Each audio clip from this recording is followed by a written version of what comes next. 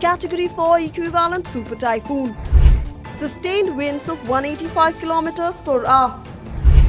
4,100 houses either partially or fully destroyed.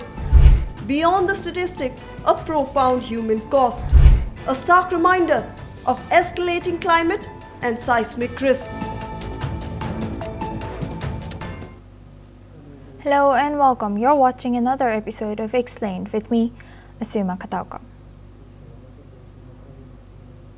Today we take an in-depth look at Typhoon Fung-Wong, also known as Uwan in the Philippines, which has wreaked havoc across Southeast Asia in recent days, from catastrophic flooding in the Philippines to record downpours in Taiwan. Fung-Wong highlights both the region's vulnerability to extreme weather and the growing impact of climate change in tropical storms. Typhoon Fung-Wong formed on November 3, 2025 in the western Pacific Ocean. It quickly then intensified into a Category 4 equivalent super typhoon, reaching peak 1-minute sustained winds of 215 km per hour, or roughly 130 miles per hour. At its largest, the storm stretched over 1,800 kilometers, making it unusually wide for a typhoon.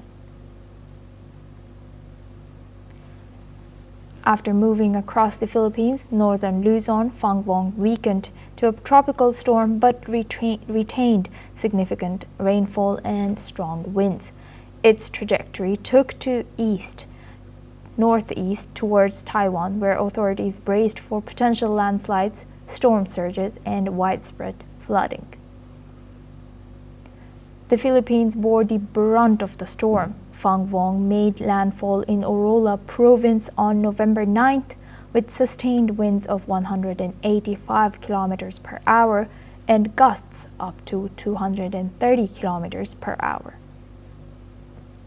This came just days after Typhoon Kalmaegi had already caused major damage, leaving communities struggling to recover. More than 1.4 million people were evacuated ahead of Fung-Wong. Nearly 450,000 people sought refuge in evacuation centers. Despite these precautions, at least 27 people lost their lives, and over 40 people were injured, primarily due to flooding and landslides. The typhoon caused widespread destruction of homes, with approximately 4,100 houses either partially or fully destroyed. Floodwaters and landslides disrupted transportation, cut power to entire provinces, and isolated communities in Cabanatuan. Residents scrambled to save furniture and pets as water levels rose rapidly, reflecting the intensity of the rainfall. Agricultural losses were also significant, with damages in some regions, including southern Leyte, estimated at over $3 million. In response, President Ferdinando Marcos Jr. extended a state of national calamity for both Kalmaegi and Fung-Wong to a full year, underlining the severity of this disaster.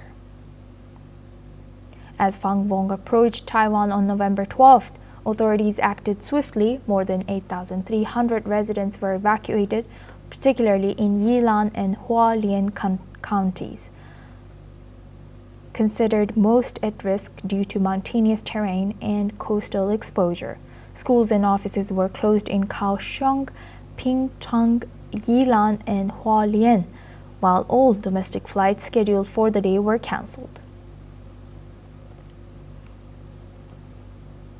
Taiwan experienced a record rainfall in some areas, with the harbor town of Suao receiving 648 millimeters or 25 inches of rain in a single day.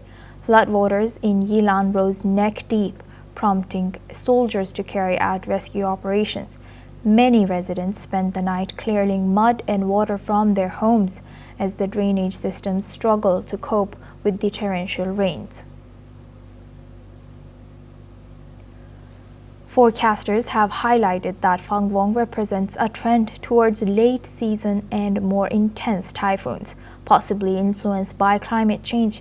Meteorologists warn of extreme torrential rainfall with over 350 millimeters expected in some regions, and coastal waves reaching up to 6 meters, creating a serious risk of landslides and flash floods. Typhoon Fung-Wong is the 21st typhoon to hit the Philippines in 2025, a year marked by multiple extreme weather events. Back-to-back storms, Kalmaegi followed by Fung-Wong, have compounded the challenges for emergency responders and residents, highlighting the growing vulnerability of Southeast Asian nations to tropical cyclones. Experts warn that climate change is contributing to these patterns. Warming ocean temperatures fuel more powerful storms, while changing monsoon patterns can bring unusually heavy rains to areas not typically hit late in the season. Scientists emphasize that while individual storms cannot be directly attributed to climate change, the increasing intensity and frequency of such events are consistent with long-term climate projections. Beyond the statistics, the human cost of Fung-Wong is profound. Families in both the Philippines and Taiwan have been displaced, homes destroyed, and livelihoods disrupted. Fisherman Hung Chun-yi in Taiwan described waters rising quickly, engulfing his home and forcing him to spend hours clearing mud and water.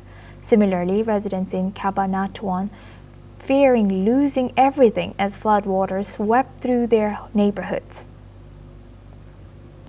Relief agencies, including the Red Cross, have called for urgent international support to scale up relief efforts, provide emergency supplies, and prevent further loss of life.